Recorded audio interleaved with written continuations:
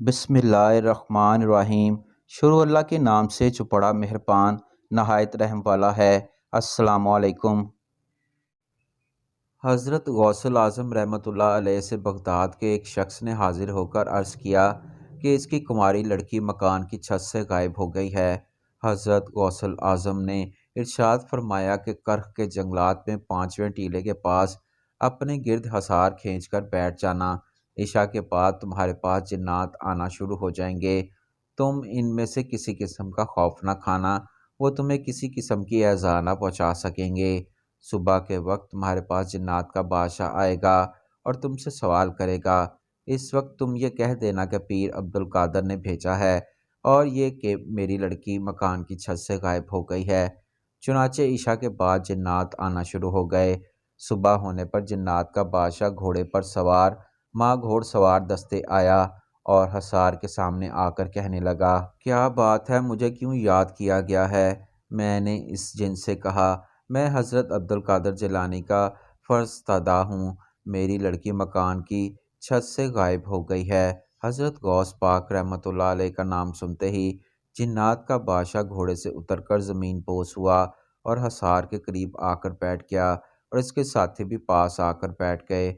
जिन्नात के बादशाह ने फ़ौरन अपने साथियों से कहा, ये नामाकूल हरकत किस मरदूत ने की है?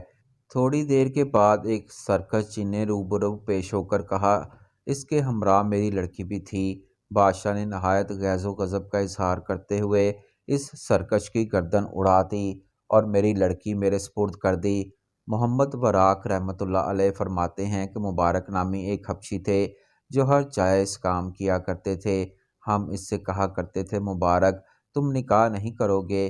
तो वो जवाब देते थे कि मैं अल्लाह ताला से सवाल करता हूँ कि वो हूर से मेरा निकाह कर दे।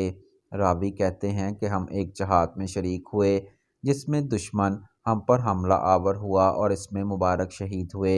जब हमने देखा कि इनका सर अलग पड़ा हुआ है, उधर धड़ एक तरफ था और वो पेट के बल गिरे हुए थे, इनके हाथ सीने के नीचे थे। हमने इनसे पूछा कि अल्लाह ताला जल्ला जलालुहू ने कितनी हूरों के साथ तुम्हारा ब्याह किया? उन्होंने नीचे से हाथ निकालकर 3 उंगलियों से इशारा किया। एक पादरी ने ऐलान किया कि जिसने जन्नत खरीदनी है वो हमसे राब्ता कर सकता है, और जाहिल लोग जन्नत हासिल करने के लिए बड़ी सी बड़ी रकम अदा करना शुरू हो गए। ऐसे में एक अक्लमंद शख्स ने जहालत का शिकार इन लोगों को इस अहमकाना काम से रोकने के लिए हर मुमकिन कोशिश की, लेकिन सब बेसूद रहा। आखिर एक दिन इसने जन्नत बेचने के इंचार्ज पादरी से कहा, मुझे जहन्नम खरीदना है, क्या कीमत है? पादरी हैरान हुआ और कहने लगा, जहन्नम? इस शख्स ने कहा, हाँ जहन्नम। पादरी खुश हुआ कि अब जहन्नम बेचकर भी कमाई कर सकूंगा, लिहाजा 3 सिक्के दे दो। पादरी ने कागज़ के टुकड़े पर लिखा, जहन्नम की दस्तावेज़। वो शख्स खुशी खुशी दस्तावेज़ उठाकर चर्च से निकल आया और शहर के मरकज़ी चौक पर खड़ा होकर चिल्लाया, मैंने जहन्नम खरीद लिया, ये इसकी दस्तावेज़ हैं और मैं किसी को भी इसमें दाखिल नहीं होने दूंगा। तुम्हें जन्नत खरीदने की ज़रूरत नहीं, क्योंकि मैं किसी को जहन्नम में जाने नहीं दूंगा। ये शख्स था सुकरात, जिसने अपने इस इक़दाम से लोगों को इनकी लाइल्मी की वजह से की जाने वाली हमाकत से निजात दिलाई।